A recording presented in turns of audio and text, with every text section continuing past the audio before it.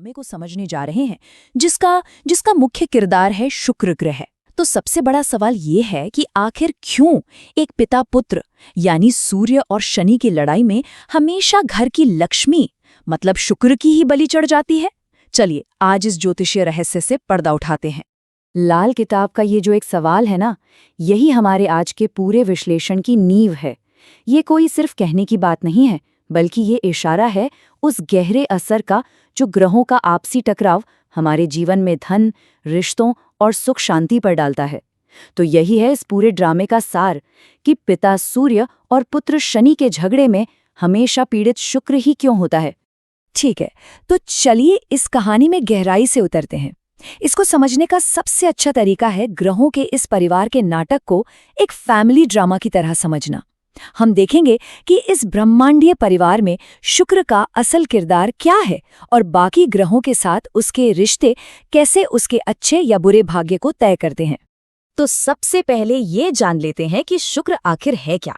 लाल किताब में शुक्र सिर्फ प्यार या रोमांस का ग्रह नहीं है। नहीं, ये तो धन, वैभव और हमारे पारिवारिक जीवन का आप कह सकते हैं आधार है। इसे जमाने की लक्ष्मी तक कहा गया है। अब देखिए, एक पुरुष की कुंडली में शुक्र उसकी पत्नी है और एक स्त्री की कुंडली में उसका पति।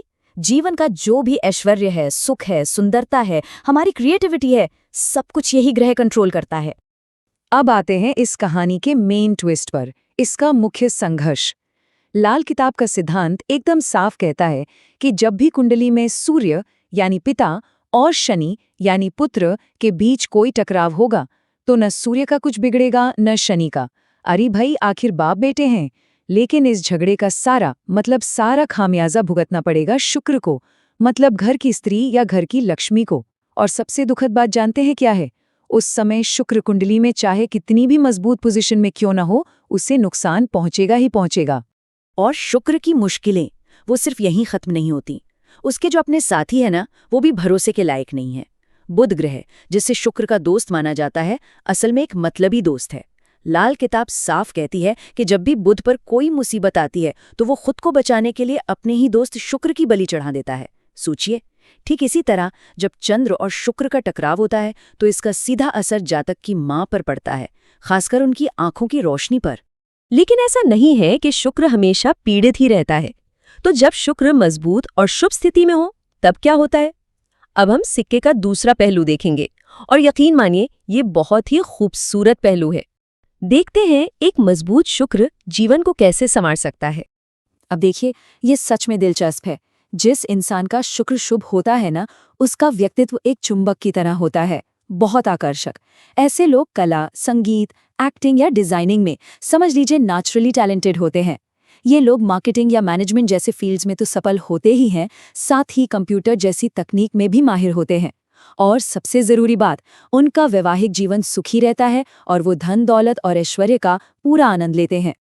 चलिए अब जरा उस सिचुएशन की बात करते हैं जब शुक्र कमजोर हो या किसी तरह से पीड़ित हो।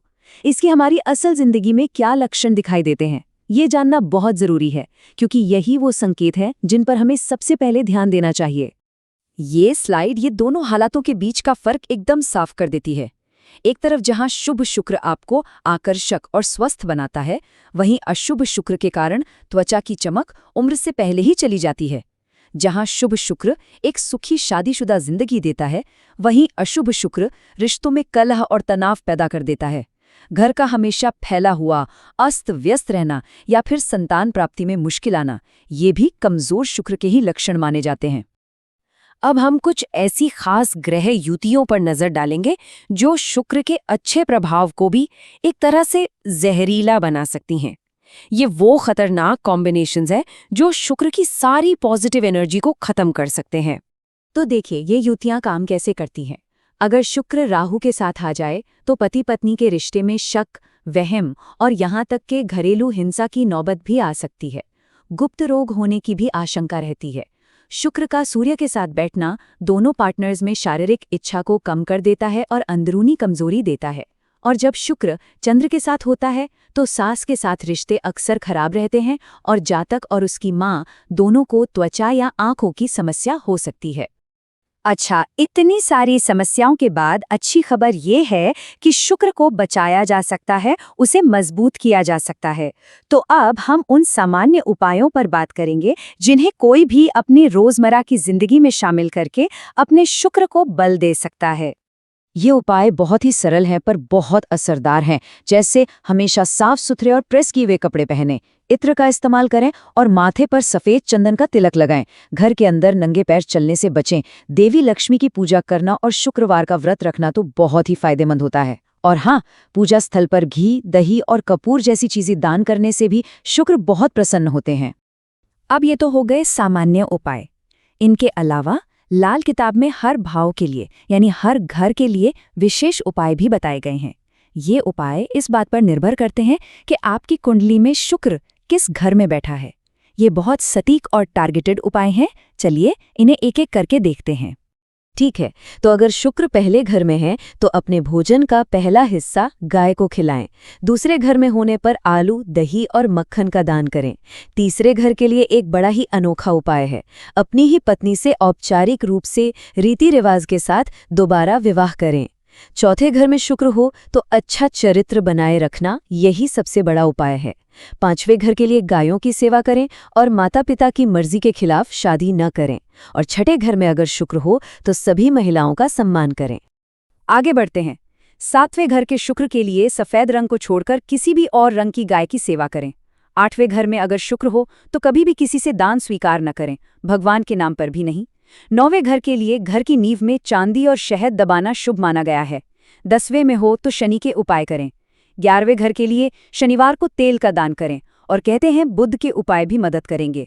और आखिर में 12वें घर में शुक्र हो तो पत्नी के हाथों दान करवाएं और नीले फूल जमीन में दबाएं। और अंत में एक बहुत ही महत्वपूर्ण और राहत देने वाली बात हमेशा याद रखिए।